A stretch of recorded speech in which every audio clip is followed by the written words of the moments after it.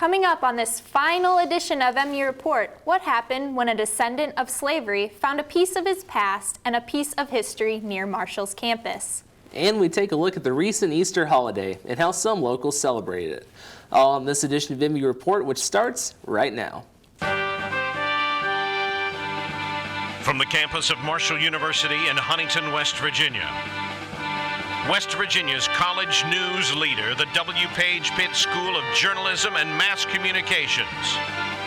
This is MU Report. Hello and welcome to Spring 2014's final edition of MU Report, Marshall University's own student-produced newscast. I'm Taylor Kirchwim. And I'm Kyle Gibson. Now on to our top story. We begin this final MU Report of the semester with a story that has not been a lead for a long time, even though all agree it should be. It's about something big that happened near Marshall, but almost no one knows about it.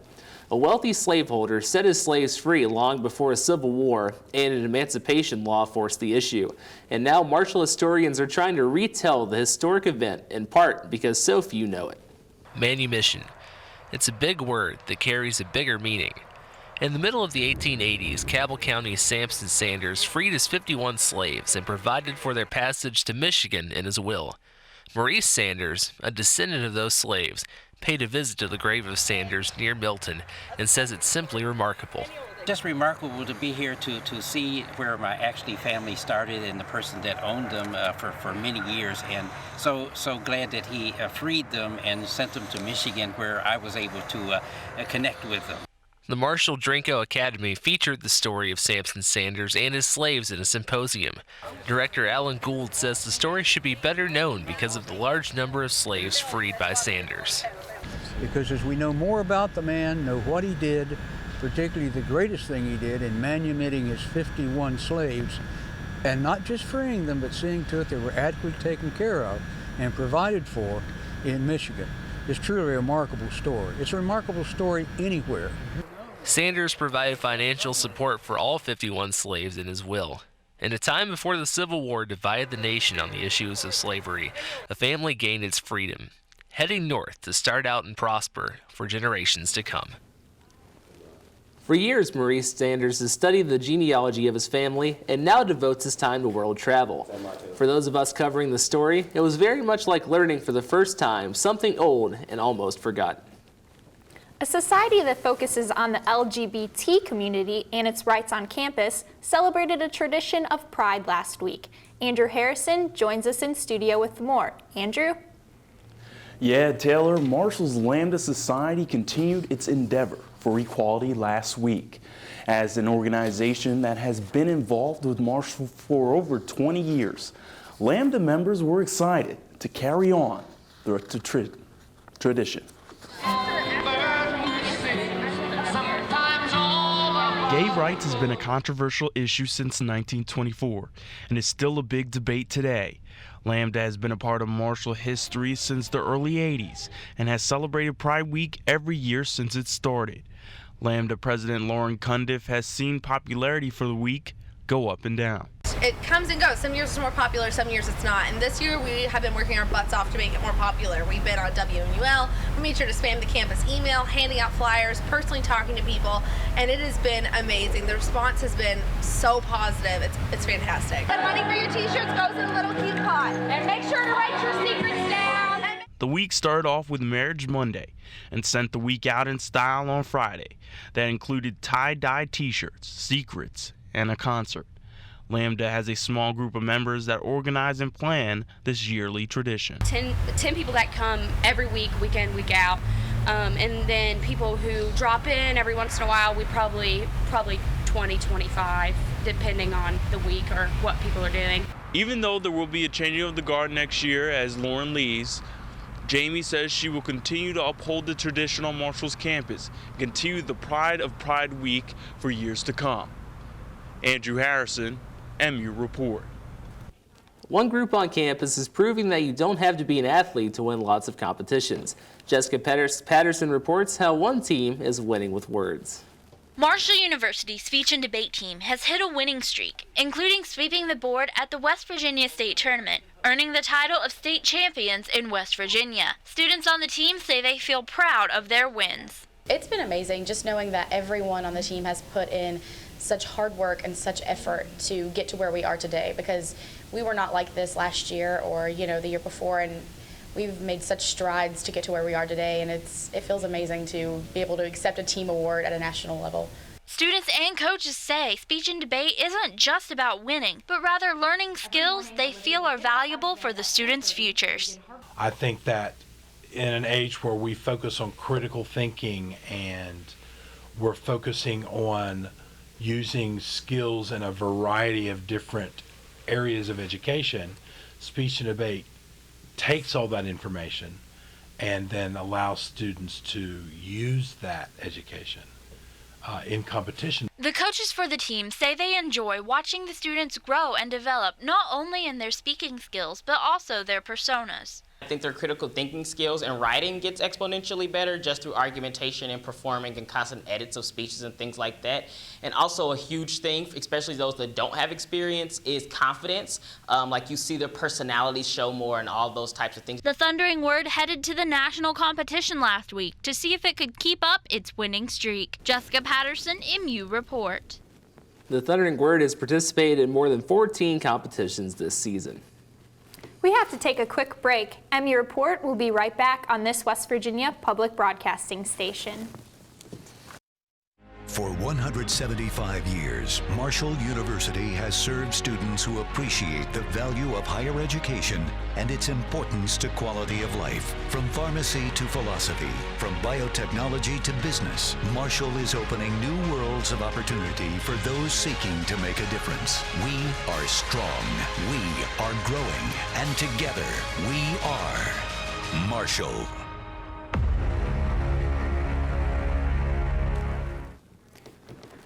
Welcome back to MU Report. There are many activities on campus for students to get involved in. Josie Landgrave shows us a place where students can have fun and get a little messy, all while making Marshall a little greener. Students come to Marshall University to grow in knowledge, but some students are growing a green thumb. Marshall's Student Garden allows students to grow food such as kale, onions, broccoli, spinach, cabbage, and more. Garden assistant Angela Cargill says this garden is a hands-on learning environment. Some other students don't know how to plant and they want to learn. They don't think that because they live in a city that they can't have a place. Well, they can. In order for these plants to turn green, Marshall's Sustainability Department must find a way to raise them green. The department has applied for a grant of up to $20,000, but it is up to the students to get it by voting. This grant is something Cargill says is vital for the garden's future. That's all we live on. That's all, I mean, we don't have an income. We depend on donations and grants, and it's kind of hard to get donations sometimes. These little guys start their lives here inside the greenhouse and are later transported to the student garden.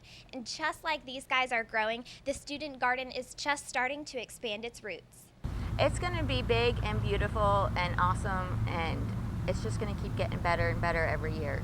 Those in the Sustainability Department say all students are welcome to roll up their sleeve and get their hands a little dirty. Josie Landgrave, MU Report. If you want to help Marshall win some much-needed grant money, you can find the ballot through Marshall's webpage. Have you ever asked yourself what defines you? The definition movement, started by two students at Marshall, have made it their mission to help redefine college students' answers to this question. This is what defines Justine. My major is medical physics. I have two brothers and a sister. My dad's a mechanical engineer. Did anybody say anything about God? A new movement on Marshall's campus that promoters say challenge college students to be defined by Christ and spread the word to those who may have never heard it. I feel like this is going to be very directional. It's going to be very gospel driven, getting it out to people who need it. There are many Christian organizations a student can join at Marshall, but freshman Rachel Sleester says this movement is unique because it has united all of the organizations. It brings together all the ministries on campus, and it's not like any other campus, where we have our separate houses divided. It's everyone's together just to worship God under the same roof. Yes, we have millions of Christian movements around, but this movement is different. We're raising awareness, saying that Something is wrong. And how promoters plan to raise that awareness? Have everyone write a fact, statistic, or Bible verse they learned on cardboard and share them. There are people out there that are dying unreached by the gospel, that they really just never have an opportunity to hear it, and it's up to us to make that known and to take Christ to those people. Participants were asked to include #definition movement to their cardboard signs and post them on social media as a way to get the messages written out to others. For more information on how to join the movement, visit their website or follow @definition122 on Twitter. Hunger is an ongoing issue all over the world, but one organization is bringing the fight to end hunger to Huntington. The 11th annual Empty Bowls event allowed visitors to make a $15 donation to the local food bank and in return get a handmade ceramic bowl and a soup lunch. But as Allison Wickline reports, the event was more than just bowls and soup. The bowls were empty, but the building was full as a community came together to support the local food bank. Patrons can come through, purchase a bowl. The proceeds go to Facing Hunger Food Bank. Around and around the visitors went, looking for the perfect bowl to call their own. A bowl that began as a small, wet ball of clay, being shaped and molded by clay-covered hands.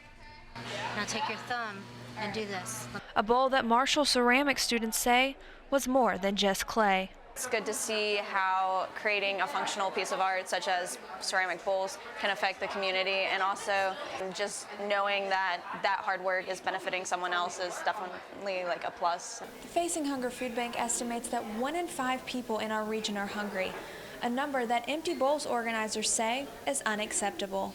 You know, nobody wants to advertise the fact that they can't put food on the table. So I think when you begin to see those statistics and you realize how many people in this region are going hungry, that an event like this makes a real difference. Visitors left with beautiful handmade bowls, soup-filled bellies, and the peace of mind that they had a small hand in helping end hunger. Allison Wickline, MU Report. Organizers say this year's event was very successful, and they are hopeful they have now exceeded 1 million meals raised for the Facing Hunger Food Bank. Easter 2014 brought worship and fun to the greater Huntington area.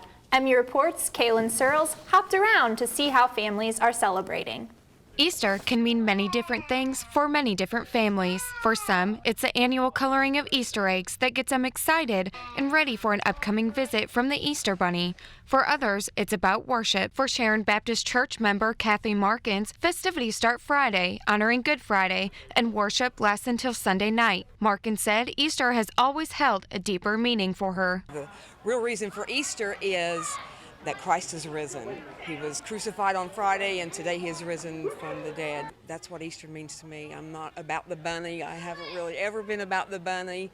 Holidays tend to bring families together. Adults get a break from work and a chance to relax. And for Easter, kids get to run around, let loose, and search for those little pastel-colored eggs to fill up their Easter basket.